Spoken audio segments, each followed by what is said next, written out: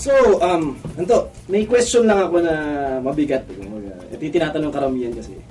Is Loyola going to win it all? Not if the Archers have anything to say about it.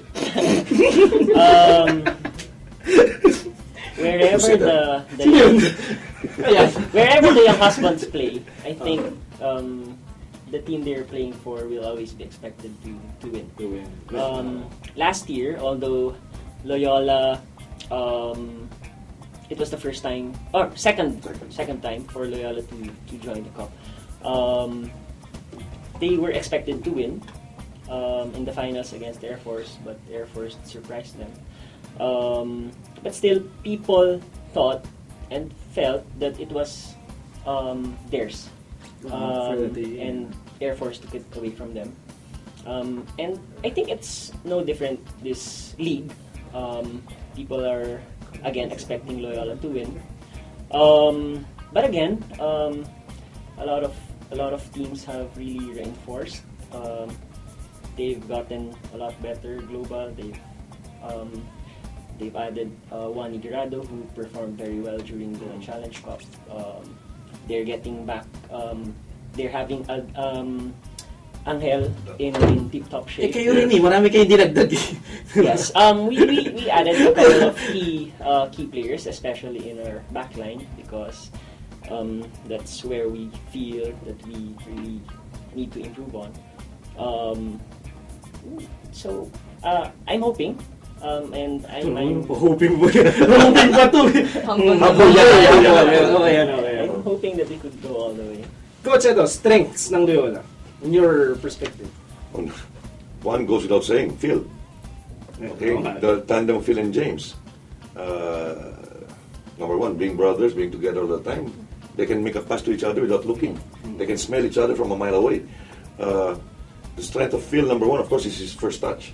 Yeah. And his sudden burst of speed, his explosiveness. Yes. No, that's right. He's skillful really as a striker. The midfield now, of course, there's this new acquisition in Loyola, Gonzales. I think Gonzales is balita ko rin. Holding midfield, ang galing talaga yung batang yun. Kahit mas malaki yung jersey niya sa kanya. Pero hindi ko na talaga yung bata. Nabalitaan ko yun, ha? Kasi hindi, wala silang ginawang extra small na jersey. Kasi nagulat ang parto-hatak may schoolboy sa loob. Pero medium naman yung jersey, medium size. Kala ko para itatali niya rin sa likod para medyo kumasok. Mas fit na yung jersey ko ngayon. Kaya palaki daw siya katawan, hinabol niya yung size. So, like Anto said, they needed to beef up their defense. I think all the teams needed to beef up their backline. But one thing that's going for Loyola also is Ref is doing a good job. He's experienced and all that. Yeah. He's in good shape. So the backline is not too many needed to to be added there in the Loyola lineup. But to coming back to what Anto said about the last cup, when they were supposed to win it, everyone expected to win because Phil and James were there. I think it was the chemistry, the team chemistry.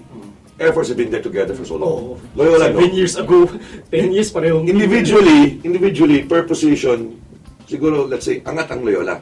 Angat ang Loyola. But as a team, playing together, as a real team together, I'm not saying Loyola's not a real team, no, but I'm saying gelling together. Air Force had it, that's why they got one over Loyola. Now, it's how Kim gets these players together, and number one is the attitude, the familiarity with each other, the attitude, the characteristics of each and every player on the field and coming off the bench. If they can play together as a team and understand each other and respect each other, then they'll be there. They'll be on top. Because you can see in the top, not every lineup is the same. We came to the league, lines have changed. Add drop window strengthened. So it depends now on, I would figure it to be not just a player. I think now it comes, who's the better coach? Who knows how to handle the team? Who knows how to keep the best players together? Regardless if you have the best players. I mean, it's proven. Real, Madrid, Barcelona, these are $1 million Euro players, but still, how come they don't win? They can be beaten by another team that's only one or two superstars. So it's most of the coaching lang. Berts, since we know Loyola is on the top of the table right now, who do you think would be the magbibigay ng hirap talaga sa Loyola in terms of the other teams? after seeing the last global game, it was very exciting to see them play because I think the Hirada brothers are gonna give the young husband brothers a run for their money. You know, it's the brotherly connection. They seem to know where each other is, and it's just, I think that they will also being second, they're right there. Parang lalabas who's the better brother. What's interesting there, combination, everybody's got to watch. I'm telling the people now, if second round, have you guys played not yet, no? Global in Loyola, first round, not yet. Done. Watch the second round game because when we played Loyola, they played differently. When I saw Loyola yesterday, different. We played global, different. Global and Loyola have two different types of play. Mm-hmm. It will be interesting to see who will make the adjustments first against who will dictate do it. Diba? Who will dictate the tempo. Yan. Yun yung... Iba yung styles.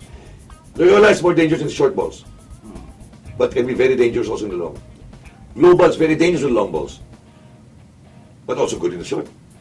Yung kung sino yung priority attack style nila, di ba? Yun yung pinagkaiba. But I would like to see more players from both sides that can give better long balls, not just by James or not just by Angel or Wani. So, this is what I want kasi personally I want to see the kids to see different types of football, not boring football. Interesting football, and all these kids, the young ones, talking about the young ones, elementary kids, and maybe high school. Wag lang masyadong high school kasi may mga high school dito, yayabang na eh. Kala mo kung sino eh. High school pa lang eh. Parang may mga... Dito talaga may tinatamaan ako talaga. Okay, meron niya. Okay. Anyway, once they see this, and they see it from our local players, it's very good. And then, with the foreign players that we have, our kids can learn the individual skills, the technique of how they do things. Why? Now, it's only now, they say, taas naman ang cross ni James. Ay, punta kayo sa ibang bansa, ganyan talaga ang cross. And Coach, I'd like to add na, before the UFL became really popular, we have a football clinic back in Claret, and then at the end of the module, we have a competition, and then the teams there, they get the names of the European clubs as their team. Yun yung team names. Yeah. But after the success of the Azcals back in 2010, is it 2010? Yeah, Suzuki. Yeah. And then the UFL became slowly got more popular. Now they're coming up with UFL teams. Yung team name naman yun, di ba? Masarap, di ba?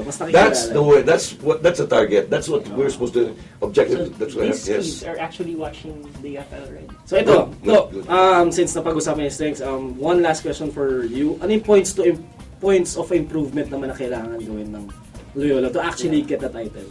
Just like what Coach Han said, it's just actually getting to play together as a team, understanding each other, because we have a very diverse group of players. We have Koreans, we have Africans, we have English, we have Ilonggos, we have NCR players. So it's really a matter of how we gel as a team together. So is Loyola going to win it all? I hope so.